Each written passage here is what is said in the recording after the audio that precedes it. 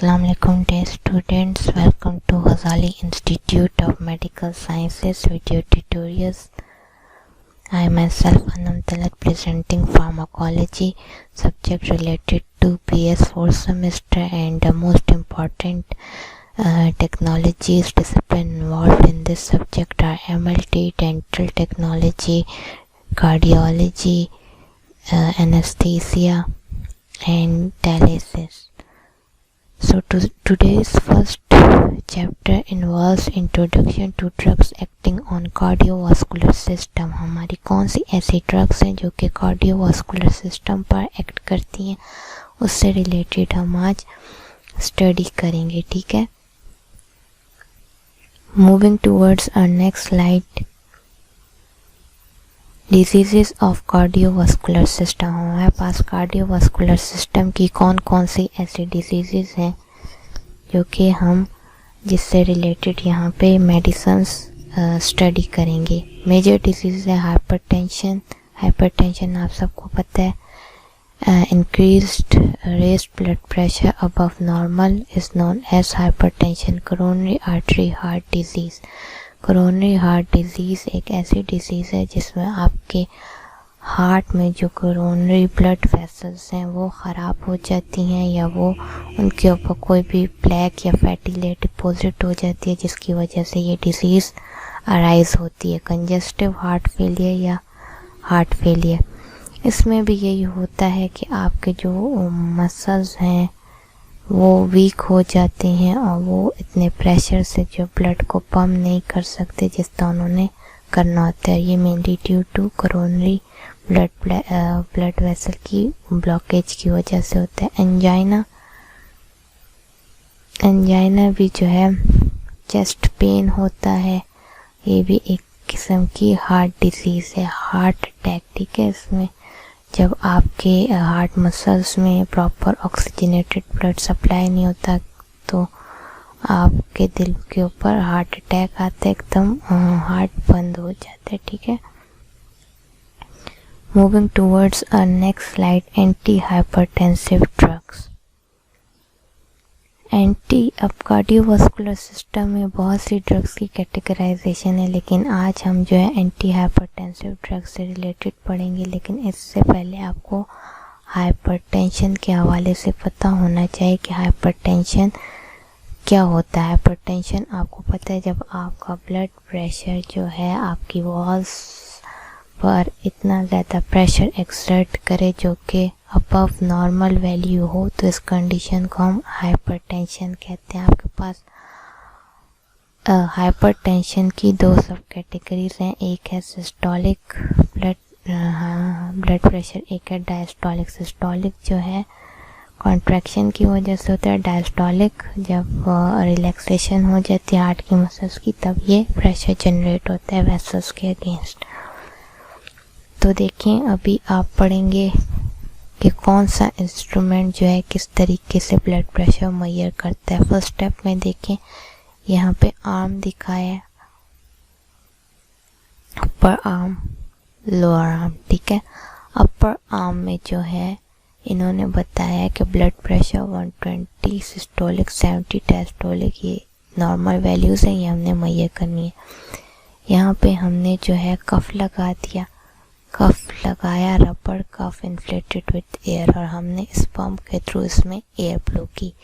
Air इतनी blow की कि प्रेशर इन कफ अबव 120. ठीक है. तकरीबन हम इतना प्रेशर लेके जाते हैं कि 122 या 123 तक चला जाए. उसके बाद थर्ड में देखें प्रेशर इन कफ बिलो 120. फिर हम इसको जो है इसके कफ के नीचे हम रख देते हैं स्फाइगो मैनोमीटर. ठीक है. वो इस पूरे इंस्ट्रूमेंट को स्फाइगो मैनोमीटर कहते हैं, और हम जो है ये बेल रख देते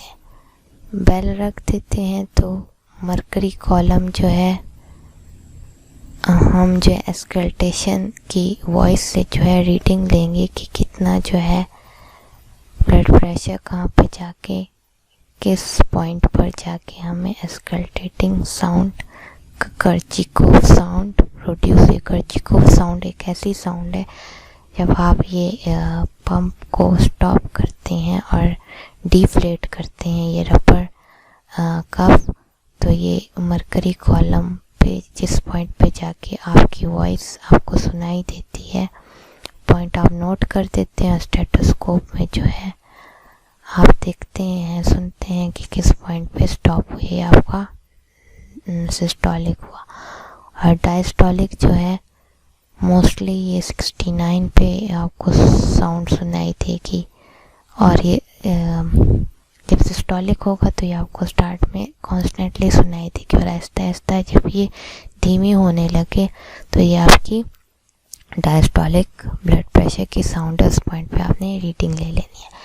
इस पूरे बीपी प्लेटस को, जिसमें ये कफ रबर कफ होता है, ये मरकरी कॉलम होता है, स्फैगोमैनोमीटर कहते हैं, और ये आपका स्टेथोस्कोप है। इन दोनों की मदद से आप जो है ब्लड प्रेशर की रीडिंग्स लेते हैं, ठीक है। Moving towards our next slide, what is blood pressure? Blood pressure क्या है? Blood pressure is the force exerted by blood against the walls of blood vessels, ठीक है। ब्लड प्रेशर एक ऐसी फोर्स है, एक ऐसा प्रेशर है जो कि ब्लड पुट करता है आपकी ब्लड वेसल्स के वॉल्स के अगेंस्ट, ठीक है। Factors that determine the blood pressure, कौन कौन से ऐसे फैक्टर्स हैं जिनकी बेसिस पे ब्लड प्रेशर हम फाइंड आउट कर सकते हैं। Cardiac output, cardiac output is the volume of blood the heart pumps पर मिनट। कार्डियक आउटपुट एक ऐसा वॉल्यूम है जो आपका हार्ट जो है सिंगल मिनट में ब्लड पंप करते हुए जितना वॉल्यूम पूरी बॉडी को सप्लाई करता है, इसको कहते हैं कार्डियक आउटपुट। कार्डियक आउटपुट वो ब्लड की वैल्यू है जो हार्ट एक सिंगल मिनट में पंप करता है। Total peripheral resistance, total peripheral resistance एक ऐसा प्रेशर है जो आपके ब्लड वेसल्स जो हैं ब्लड के अगेंस्ट पुट करें, ठीक है। ब्लड प्रेशर क्या कि ब्लड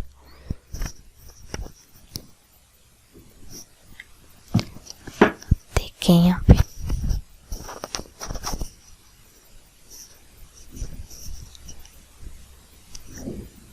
ब्लड प्रेशर क्या है कि ब्लड, ये ब्लड आ गया, ब्लड आपकी ब्लड वेसल्स के अगेंस्ट कितना प्रेशर पुट करे।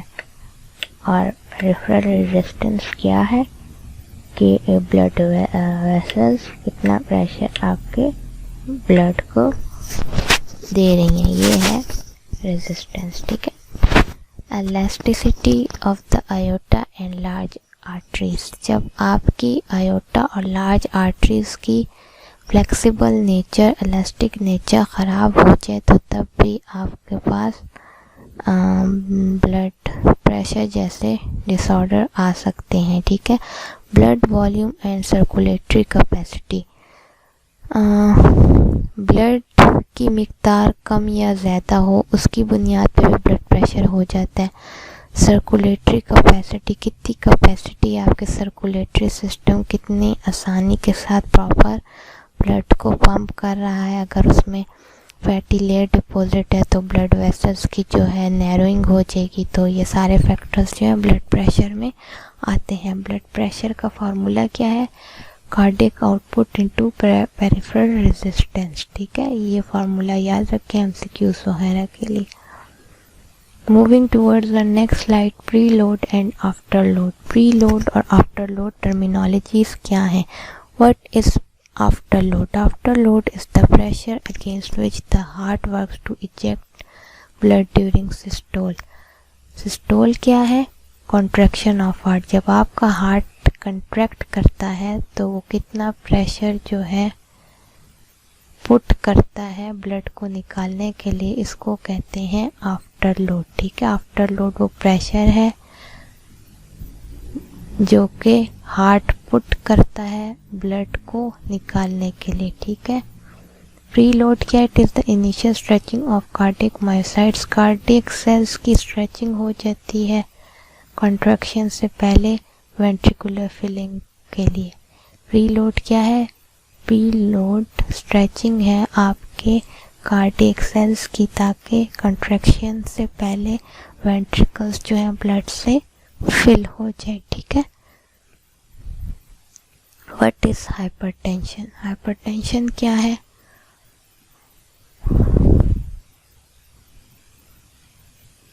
Hypertension is defined as having a blood pressure higher than 140 by 90 millimeter per mercury column।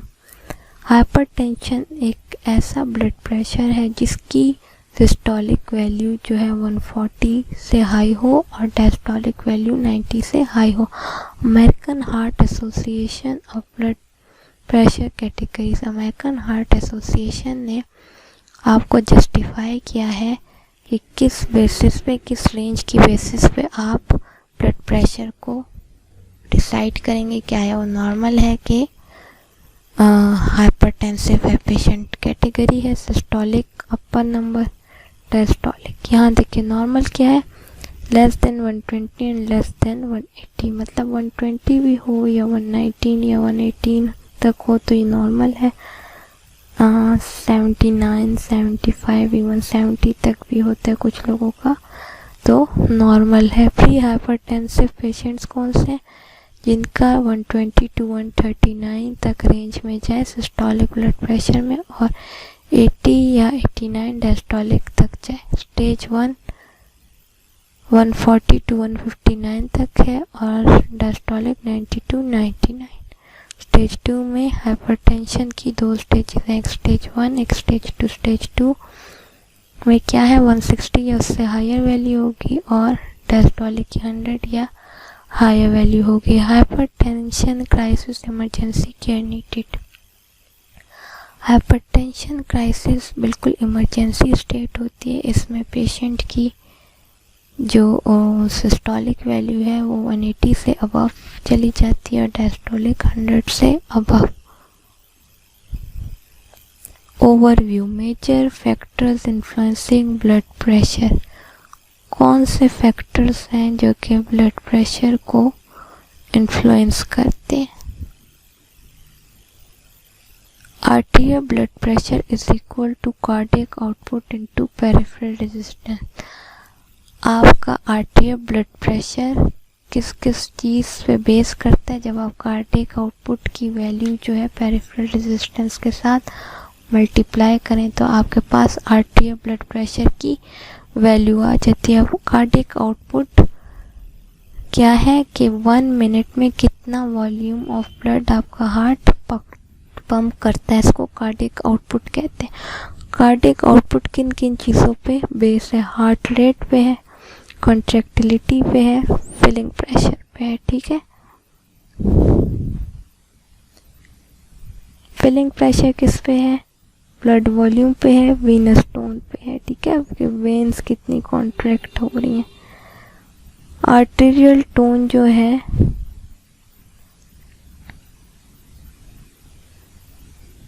Filling pressure, arterial tone जो है आपके पेरिफेरल रेजिस्टेंस को बरकरार रखती है। Baroreceptors and sympathetic nervous system, ठीक है। Heart rate, contraction, filling pressure, ये सारे बैरोरिसेप्टर्स और sympathetic nervous system renin, angiotensin, aldosterone system जो है मेंटेन करते हैं, ठीक है। Baroreceptors and sympathetic nervous system हम पढ़ रहे हैं फर्स्ट के बैरोरिसेप्टर्स और सिंपैथेटिक नर्वस सिस्टम किस तरह आपके जो है ब्लड प्रेशर को मेंटेन करते हैं। बैरोरिसेप्टर्स और प्रेशर सेंसर्स, ये क्या है?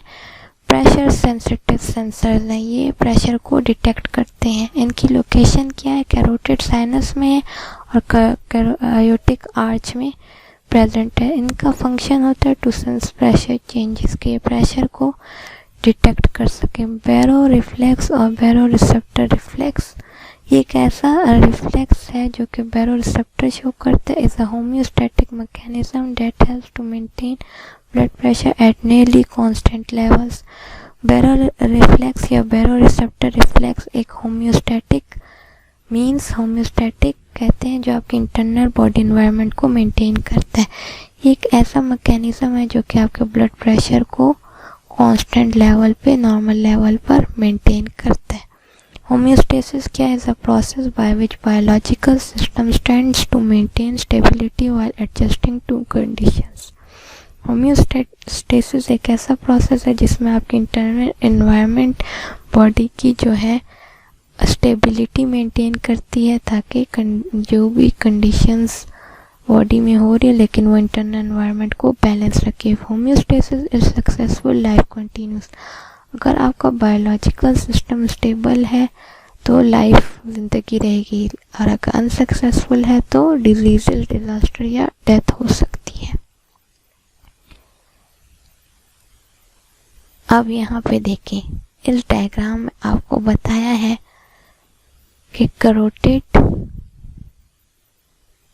साइनस, पूरी एनाटॉमिकल लोकेशन बताइए। आपका असेंडिंग अयोटा है, अयोटिक आर्च पे आपके रिसेप्टर्स प्रेजेंट है। कौन से? बैरो रिसेप्टर्स। ये है आपका राइट एक्सटर्नल कैरोटिड, ये राइट इंटरनल कैरोटिड है। ये लेफ्ट एक्सटर्नल कैरोटिड, ये लेफ्ट इंटरनल कैरोटिड आर्टरी। इन दोनों के दरमियान कैरोटिड साइनस है।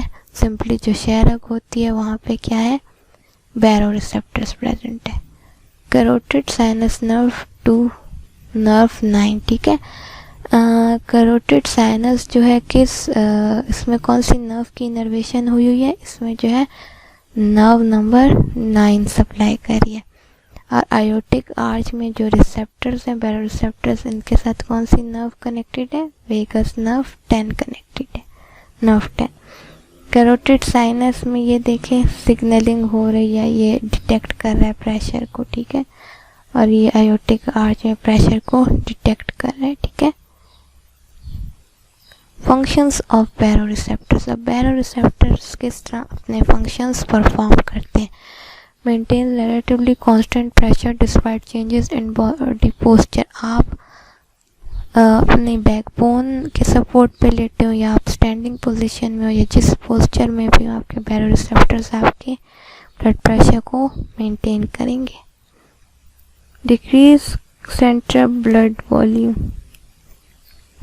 जब आप अपने बैक पे सपोर्ट पे थे, लाइव पोजीशन पे या स्टैंडिंग पे थे, तो आपका सेंट्रल ब्लड वॉल्यूम डिक्रीज हो गया, जिसकी वजह से आपका कार्डियक आउटपुट भी डिक्रीज हो गया, आर्टीरियल ब्लड प्रेशर भी रिड्यूस्ड हो गया।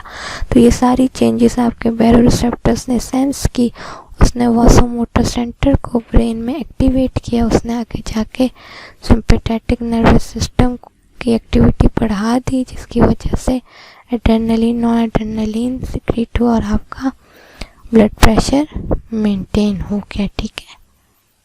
Assignment, study about baroreceptors preload and afterload difference के हवाले से आपने पढ़ना है और ये बताना है कि क्लिनिकल प्रैक्टिस में पास जो हैं कार्डियोलॉजिस्ट इतने एक्सपर्ट होते हैं कि वो पेशेंट की बैरो क्षयरग पे हाथ रखते हैं तो उनका जो है ब्लड प्रेशर मेंटेन कर देते हैं, ठीक है।